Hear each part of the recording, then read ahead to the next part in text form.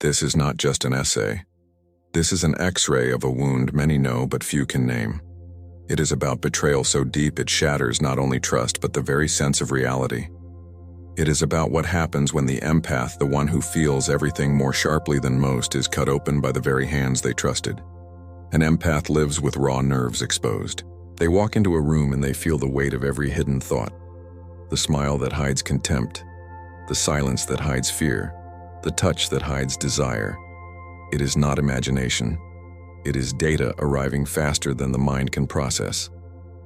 At first it feels like a gift, to see what others miss, to sense what others deny. But slowly it becomes a curse, because to feel everything is to suffer everything. And so the empath learns early to mute themselves. They swallow words. They laugh when they want to cry. They absorb storms so others can enjoy sunshine. They become radar scanning for danger to keep everyone safe. Yet in doing so, they forget one thing. The radar has no shield. And then betrayal comes. Not the small betrayals of daily life, but the kind that splits the ground open. The kind where someone you trusted with your whole being twists that trust into a blade. When that happens, the empath does not just lose a friend or a partner. They lose their anchor to reality. Because if the one I trusted most could deceive me, then what is real? If my perception told me safety and love and it was a lie, then can I trust perception at all? This is the collapse. And collapse is not a gentle fall. It is the sudden vanishing of the floor. It is drowning in air. It is screaming and hearing no sound. The empath does not just feel pain. They feel the implosion of self. They are crushed not only by betrayal but by the terror that they can no longer trust their own instrument. Here lies the paradox. The very sensitivity that made them victim is also the seed of transformation. But the path to that transformation is brutal. Because collapse strips everything. It strips illusions, it strips defenses, it strips the comfort of certainty. What remains is raw exposure. At this point, many empaths try to escape. They numb themselves with distractions. They silence themselves with work. They bury themselves in saving others. Anything to avoid the silence where their own broken instrument screams. But the silence waits. And sooner or later, the silence swallows them. And then shadow arrives. The empath who lived for light now faces the dark within. Rage that was buried under kindness erupts. Hatred that was denied burns through every cell. The urge for revenge, the urge to destroy the very people they once wanted to save, rises like fire. This is not corruption. This is integration. For years, the empath was half a person. Now the other half demands to live, and it is terrifying. To feel rage when you were trained to feel only care. To taste hatred when you swore you could never hate. To want to burn what you once wanted to heal. But this terror is medicine. Because the empath discovers that to deny the shadow is to remain prey. To embrace it is to grow edges, to grow teeth, to grow the ability to say no. The first no is the hardest. The first time the empath refuses to absorb another storm, the body shakes. Guilt screams. Old patterns claw at the door, but the no stands. And in that no, something astonishing happens. The world does not collapse. The self does not vanish. Instead, a boundary is born. With every boundary, the empath rediscovers clarity. They begin to realize their instrument was never broken. It was drowned in noise. Betrayal did not prove they cannot trust themselves. It proved they must trust themselves more than they ever trusted others. The wound becomes revelation. Imagine this moment. After months of collapse, the empath walks into the same kind of room they once feared. A room heavy with secrets and rivalries. Before integration, they drowned in it. After integration, they feel the signals, but they are no longer slaves to them. They sense the storm, but they are not the storm. They listen. They choose. They move with precision. This is the beginning of mastery. And mastery is not dramatic. It is not lightning in the sky. It is quiet. It is steady. It is the empath learning to live not as radar desperate to detect danger, but as compass pointing to truth. And this shift changes everything. Because once you taste compass, you cannot go back to radar. Once you feel the strength of alignment, you cannot return to collapse. Once you see betrayal not as death but as doorway, you cannot unknow the path. The empath does not become less sensitive. They become more precise. They stop leaking energy into people who thrive on distortion. They stop drowning in storms that are not theirs to calm. They stop mistaking sacrifice for love. Sensitivity remains, but sensitivity becomes skill. And so betrayal, which seemed like the end, becomes initiation. Collapse, which seemed like death, becomes rebirth. Shadow, which seemed like danger, becomes ally. The empath steps forward not as victim, not as savior, but as navigator. This is only the first threshold, but once crossed, the trajectory is changed forever. The empath who survived collapse and faced shadow begins to walk a different path. But this path is not calm. It is jagged. It is lined with trials that test every new edge. Because once you begin to change the world around you, does not always cheer. It resists. The people who once fed on your openness now sense the difference. They cannot drink from you as they once did. Your silence no longer protects them.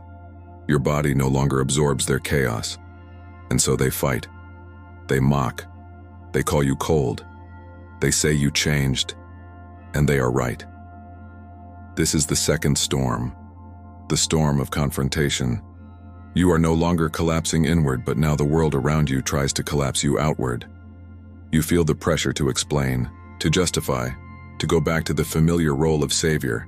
But you do not. You refuse. And every refusal sharpens you. Rage rises again. It is no longer the blind rage of the first collapse. It is targeted. It is precise. You no longer rage against the universe. You rage against distortion, against manipulation, against the chains that once disguised themselves as love. You rage not because you are weak, but because you are strong enough to feel the insult of lies. There are nights when this rage consumes you, when your chest burns, when you want to scream until your throat bleeds. These nights are not failure. They are fire for the forge. Because every scream you do not release outward becomes steel inward. Every unspoken curse becomes strength in the spine. You are no longer prey, you are becoming predator, not to hunt, but to defend. And defense changes how you see. Before betrayal, you looked at the world with blurred vision. You saw what people wanted you to see. Now you see through. You see the tremor in the hand that pretends confidence. You see the hunger in the eyes that pretend love. You see the emptiness in the smile that pretends joy. And once seen, it cannot be unseen. This clarity is brutal, because it destroys fantasy. You cannot pretend anymore that toxic people are simply misunderstood. You cannot excuse cruelty as stress. You cannot cover manipulation with empathy. The veil is gone, and without the veil the world looks harsher. But it is also truer. Truth becomes your ally, and truth is merciless. It does not comfort. It does not flatter. It strips away illusions like flesh from bone. But in this stripping, you find freedom. For the first time, you begin to live without carrying the weight of lies. This is the stage where many empaths feel loneliness, because when you stop feeding others with your energy, many drift away. Friends vanish. Lovers turn cold. Families recoil. It feels like exile. But exile is not emptiness. Exile is space. And in that space, something ancient begins to awaken. The compass. At first it whispers. A small pull in the chest. A quiet sense of direction. Not dramatic. Follow it, you notice things shift. The right people appear. The right opportunities emerge. The noise that once drowned you grows silent. The world begins to align. And this alignment is not random. It is the natural consequence of integrity. Because when you stop bending to distortion, you start attracting clarity. When you stop carrying parasites, you create space for equals. When you stop betraying yourself, you open the door to truth. The empath who once lived as sacrifice now becomes navigator. And the navigator does not live to be consumed. The navigator lives to move. But there are still trials. Shadows are not conquered once. They rise again and again. Each time you face betrayal, new rage awakens. Each time you face manipulation, new fire burns. But now you are not consumed. You ride it. You let rage teach. You let fire shape. You let shadow sharpen. And with each trial, the compass grows stronger. You begin to trust it more than you trust the applause of others. You begin to trust it more than you trust the criticism of enemies. You begin to trust it more than the illusions of comfort. Compass becomes law. This law is terrifying to those who once controlled you. They cannot understand why you no longer bend, why you no longer give second chances until you collapse. They accuse you of arrogance. They accuse you of cruelty. They accuse you of being heartless. But you know the truth. It is not heartless to stop bleeding for those who cut you. It is not cruel to walk away from those who feed on you. It is not arrogance to trust your own compass. It is survival. Not power over others, but power over self. The power to say no, the power to say yes, the power to stand alone, the power to walk away, the power to remain still in the storm. And this power is not loud. It does not shout. It does not demand attention. It is quiet like a mountain, unmovable, untouchable, eternal. The empath who was once radar now begins to realize the gift of being compass. Radar reacts. Compass directs. Radar scans. Compass decides. Radar depends on noise. Compass depends on truth. And truth does not need permission. This is the heart of transformation. You no longer live to avoid collapse. You no longer live to avoid pain. You no longer live to avoid betrayal. You live to move toward truth. Yourself. There comes a moment when the empath no longer looks back. The collapse is behind. The shadow is integrated. The compass is alive. Because what begins as survival must grow into creation. Survival is sharp. It teaches you to see lies, to cut ties, to defend boundaries. But creation is different. Creation requires softness. And here the empath faces the final paradox: how to remain open without being consumed, how to love without being chained, how to trust without surrendering compass. At first, the attempt feels impossible. The heart that was broken resists opening. The body that remembers collapse tightens at every touch. The mind whispers warnings at every smile. You feel ready to remain forever guarded. But life does not allow this, because the purpose of sensitivity was never to hide. It was always to connect. So the empath tests again, carefully, slowly. They open the door a fraction. They allow one person close. They allow one moment of softness. The old fear screams, what if they betray me? What if it collapses again? What if shadow returns? But this time is different, because you no longer open blindly. You open with compass. Compass shows the subtle difference between distortion and truth. It points away from those who drain and toward those who align. It does not silence fear, but it does place fear in context. And so you begin to risk, and risk becomes reward. The first moments of trust after collapse are fragile. A hand held too long feels like fire. A word spoken too gently feels like danger. But you breathe. You do not collapse. You do not drown. You remain. And in remaining, you discover something astonishing. Trust is not blindness. Trust is choice. And this choice changes everything. Because once you learn that trust is choice, you are free.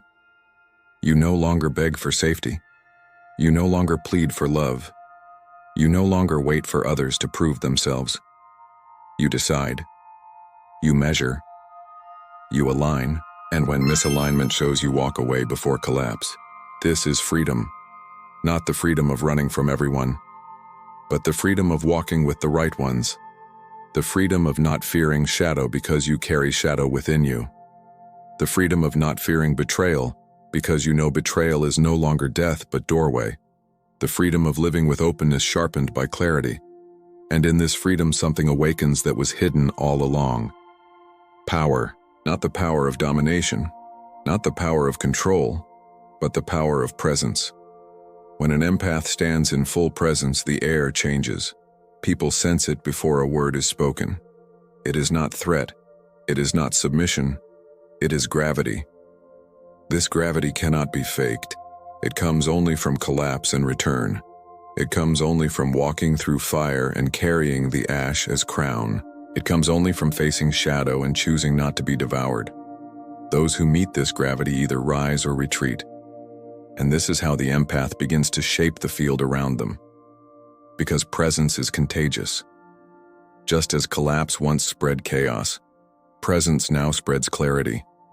When you walk into a room, your compass steadies the compasses of others. When you refuse distortion, you give permission for truth. When you live without begging, you remind others of their own power. And here the empath becomes something new. Not victim, not savior, not exile, but axis. Others orbit around you not because you demand it, but because truth is magnetic. And the stronger your compass, the wider your orbit becomes. But this is not the end. Because the journey of the empath is never static. Sensitivity means constant movement, constant tuning, constant alignment. Betrayal may strike again. Collapse may threaten again. Shadow may rise again. But each time the cycle repeats, it repeats at a higher level. What once was death now becomes refinement. What once was destruction now becomes sharpening. What once was exile now becomes sanctuary. And so the empath lives not in fear of cycles, but in mastery of them. They know collapse is not permanent. They know betrayal is not final. They know shadow is not enemy. They know compass will always return. The gift of sensitivity is not the absence of pain. It is the ability to navigate through pain without losing self. The gift of collapse is not destruction. It is the demolition of lies. The gift of betrayal is not loss. It is the revelation of truth. And the gift of shadow is not curse. It is the ignition of strength. The empath who once felt like broken glass now realizes they are prism. They still feel every beam, but now they bend it into clarity. They still sense every vibration, but now they direct it into resonance. They still absorb storms, but now they release lightning. This is transformation. And transformation does not end. It spirals. It deepens. It expands. Each cycle strips another layer of distortion. Each trial reveals another layer of compass. Each betrayal becomes another threshold. The empath who has walked through collapse no longer asks, "Will I survive?" They ask, "How far can I go?" They no longer whisper, "Why me?" They declare, "Now me." They no longer wait for clarity. They embody clarity. And this embodiment is not loud. It does not need applause. It does not need proof. It simply is. The empath becomes living testament that collapse can lead to compass. That betrayal can lead to presence. That shadow can lead to light without denial. That sensitivity can be not curse but crown. And once this is known, it can never be unknown. But the question remains, what will you do with it now?